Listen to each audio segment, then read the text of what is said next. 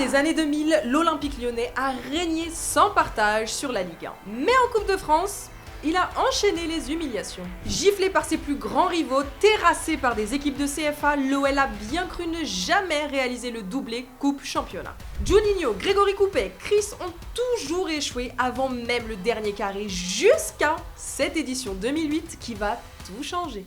Salut à toi, je m'appelle Isoline et sur cette chaîne je te parle de l'histoire de la plus mythique des compétitions françaises, la Coupe de France. Dans cette nouvelle vidéo, je suis très heureuse de te parler de la superbe épopée de l'OL qui a enfin permis à cette génération dorée d'inscrire son nom au palmarès. Car l'OL et la Coupe de France, c'est loin d'être une grande histoire d'amour.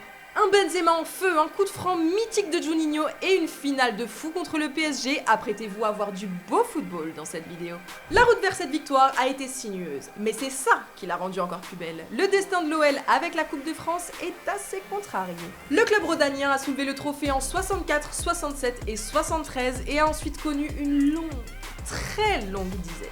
Jean-Michel Aulas a pris la présidence de l'équipe en 1987 et a réussi au fil des années à créer une véritable machine à gagner. En 2002, Lyon remporte le premier championnat de son histoire au bout du suspense, lançant une incroyable série de 7 titres consécutifs à venir. Cette saison lance aussi le mauvais œil de la génération Juninho dans la plus belle des coupes nationales. Lyon sort en 16e de finale contre Châteauroux, pensionnaire de Ligue 2. L'année suivante, l'OL connaît une immense désillusion dès les 32e de finale contre Libourne-Saint-Seurin, qui joue alors en CFA, l'équivalent de la 4e division. Le champion de France tombe contre des amateurs. Le coach de Libourne, un certain Jean-Marc Furlan, dira après le match « Le football est un sport unique où les petits peuvent devenir grands ». Les Lyonnais sont grands, très grands en Ligue 1, mais ils n'y arrivent pas en Coupe de France. En 2004, ils se font ratatiner 4-1 à Monaco en 8e et l'année suivante, ils tombent encore de très haut contre le 15e de Ligue 2. Le Clermont Foot 63 élimine les Lyonnais au tir au but en 8e. En 2006, c'est une défaite à la maison contre Marseille qui les éjecte des quarts de finale une semaine après la terrible élimination en C1 contre le Milan AC. Année après année, l'OL enchaîne les désillusions. C'est quand même dingue, cette équipe est capable de coller 3-0 au Real et de gagner le championnat avec 15 points d'avance, mais n'est pas capable de dépasser les quarts de finale de la Coupe de France. 2007, bis repetita avec un nouvel Olympico perdu. Les hommes de Gérard Houllier mènent 1-0 au Vélodrome à la 87e, mais réussissent à encaisser 2 buts avant le coup de sifflet final. Tout à l'heure, je vous parlais de mauvais œil. Là, je crois qu'on peut carrément parler de malédiction. Nous voilà donc arrivés à la saison 2007-2008. En Ligue 1, c'est la saison du tout dernier titre. En Coupe de France, c'est celle de la consécration tant attendue. Mais le club, entraîné par Alain Perrin, ne va pas du tout survoler la compétition. Loin de là. L'aventure commence le 6 janvier 2008 contre l'US Créteil-Lusitanos en 32e de finale. L'équipe joue en national et Lyon est évidemment ultra favori, mais sait qu'il ne doit pas prendre cette rencontre à la légère. L'humiliation d'entrée contre un petit pousset, l'OL a déjà donné. C'est donc avec beaucoup de sérieux que Karim Benzema va détruire les Franciliens. Le futur ballon d'or marque rapidement sur un service de son pote Ben Arfa. Kabedwebe double la marque avec cette belle frappe. C'est Juninho qui marque le 3e. Mais Karim s'offre un beau triplé en fin de match sur penalty. Score final, 4-0. Ça fait plaisir de revoir le 9 si jeune. Ça nous rajeunit pas, mais ça fait plaisir. Au tour suivant, l'OL se déplace à Croix de Savoie, l'ancêtre d'Évian Thonon-Gaillard. Et cette rencontre va être tout sauf une partie de plaisir. On est sur le bon gros match du mois de février, il fait froid, le terrain est quasi impraticable, les joueurs ont tous les maillots pitch à manches longues. C'est ça aussi le charme de la Coupe de France. Contre les pensionnaires de CFA, Lyon patine et s'en sort sur coup de pied arrêté en fin de match. En l'absence de Juninho, c'est un autre Brésilien qui marque sur coup franc direct, Fred. Il reste 10 minutes et les Savoyards poussent et font douter le champion de France. Heureusement qu'un certain Greg Coupet est là, sans quoi l'OL aurait pu connaître une nouvelle désillusion immense. L'aventure continue et en 8e, les Lyonnais reçoivent Sochaux. Là encore, sur le papier, ils sont donnés favoris, mais en même temps, ils sont favoris contre tout le monde en France.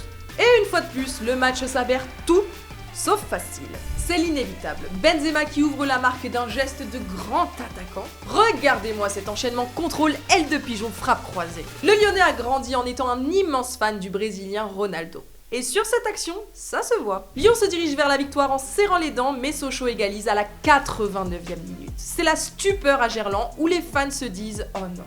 Pas encore. Mais s'il y avait bien un homme qui voulait offrir le premier doublé de son histoire à son club, c'est Karim Benzema. Quasiment sur le coup d'envoi, l'avant-centre profite d'un énorme cafouillage. On est plus sur un but à la Pippo Inzaghi là, mais ça compte autant qu'un golazo et ça offre la qualification à son équipe. Vous l'avez déjà compris, Benzé est l'homme fort de cette campagne de coupe et il le prouve encore en quart contre Metz. À Gerland, il marque le seul but du match sur un geste de vieux briscard alors qu'il n'a que 20 ans. Petite stat pour vous montrer le talent précoce du bonhomme, durant cette saison, Karim joue 52 matchs avec Lyon et il est décisif 40 fois. C'est un délire. Ce but contre Metz permet à Lyon d'atteindre le dernier carré de la Coupe de France pour la première fois depuis 1976. Plus de 30 ans d'attente. Pour arriver jusqu'en finale, il faut battre Sedan. Les Ardennais jouent en Ligue 2 mais sont une vraie équipe de coupe. Et ils jouent crânement leur chance à Gerland. Lyon a besoin d'un sauveur. Ce ne sera pas Benzema, mais Juninho qui va faire ce qu'il sait faire de mieux, marqué d'un sublimissime coup franc. 88e minute, le ballon est posé plein axe à 37 mètres du but sédanais,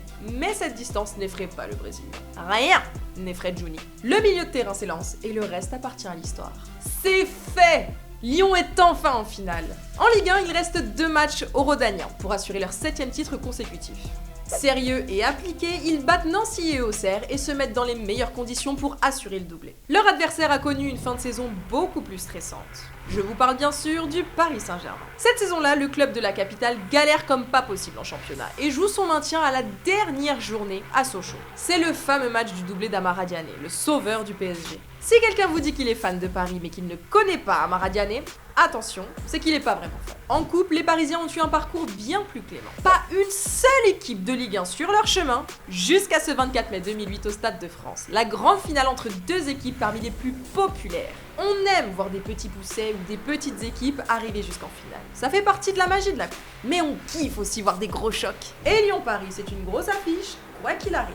L'OL est l'équipe la plus dominante de l'histoire du championnat de France. Et en face, Paris vise également un doublé. Les coéquipiers de Paoletta ont déjà remporté la Coupe de la Ligue et veulent s'offrir un nouveau trophée, bien sûr. Les enjeux de cette finale sont vraiment énormes. Paoletta joue son dernier match sous le maillot parisien, tout comme Grégory Coupet à Lyon. Ce n'est que quelques heures avant le match que le portier international français annonce la nouvelle de son départ. Oui, je pars. Ma manière de remercier tous les supporters, ce serait de remporter la coupe en étant invincible. J'en profite pour vivre ces moments à fond avant de vivre autre chose. L'émotion est à son comble. Les 2 capitaines se tapent dans la main et le show peut commencer. Lyon est évidemment l'immense favori de cette rencontre, mais avec cette fichue malédiction, tout peut arriver. D'autant que Paris débute le match sans complexe. C'est Zoumana Camara qui offre le premier frisson aux 79 087 spectateurs présents au Stade de France. La tête du défenseur parisien touche la barre de Coupet, un premier avertissement sans frais. Paoletta croit ouvrir le score à la demi-heure de jeu, mais Réveillère est bien vigilant sur sa ligne. 10 minutes plus tard, le Portugais bute sur Coupet et juste avant la pause, Sylvain Armand voit son joli but de la tête refusé pour hors-jeu. Les plus grosses occasions sont parisiennes. Lyon a les meilleurs joueurs, le meilleur collectif, le meilleur tout ce que vous voulez, mais il n'y arrive pas, tétanisé par l'enjeu.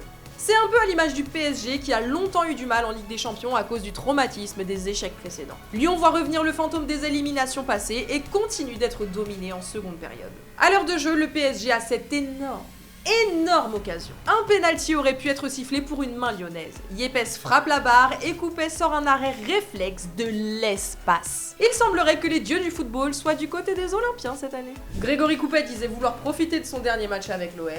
Et il a pas menti. Il écœure une fois de plus les attaquants parisiens avec 7 arrêts décisifs dans le temps additionnel sur un tir de Louis Ndoula. Le gardien sort un match tout simplement monstrueux et permet à son équipe d'atteindre la prolongation. Sans lui et sans un peu de réussite, Paris aurait bien pu gagner 3-0. Lyon est dans un mauvais jour. Paris a eu plusieurs chances de l'emporter mais n'a pas réussi à les saisir et au bout d'un moment, la chance tourne. C'est cruel mais c'est comme ça, c'est le football. À la 102e minute, Karim Benzema centre pour Keita qui manque son contrôle, mais Sidney Govou est à l'affût. Le Lyonnais de toujours surgit pour marquer le but de la délivrance. Quel beau symbole que le but du doublé vienne de Govou. Comme Johnny et Coupet, il a été de toutes les batailles depuis 7 ans, et on peut voir à sa célébration que ce but est vraiment spécial. Il reste une vingtaine de minutes à jouer, et l'OL va tenir bon malgré les assauts parisiens. Le coup de sifflet final retentit, et la malédiction lyonnaise en Coupe de France touche enfin à sa fin. Ils l'ont fait. Govou et Coupet, les 2 hommes du match, peuvent être très fiers d'eux. On est vraiment heureux, on sort d'une longue saison. En plus, on a la chance ce soir de remporter ce trophée qui nous tenait à cœur depuis une dizaine d'années. Ça a été dur, c'était un match de coupe. Oui, il y a eu des grands gardiens à Lyon. Et voilà, j'aurais fait quelque chose de pas mal, on va dire. Au moment d'enfin soulever la coupe, Juninho ne les oublie pas. Le capitaine invite ses 2 coéquipiers à brandir le trophée, un moment d'émotion très intense pour tous les fans lyonnais. La saison suivante, Lyon perd son titre de champion de France et ses légendes finiront par quitter le club. Mais personne ne pourra jamais oublier cette incroyable génération. Et cette Coupe de France 2008, c'est vraiment la cerise sur le gâteau. Merci à tous d'avoir regardé cette vidéo, j'espère qu'elle vous aura plu. Dites-moi en commentaire quel grand moment de la Coupe de France vous aimeriez que je vous raconte, et je ferai ça avec grand plaisir. Allez, je vous dis à très bientôt pour de nouvelles histoires de coupe.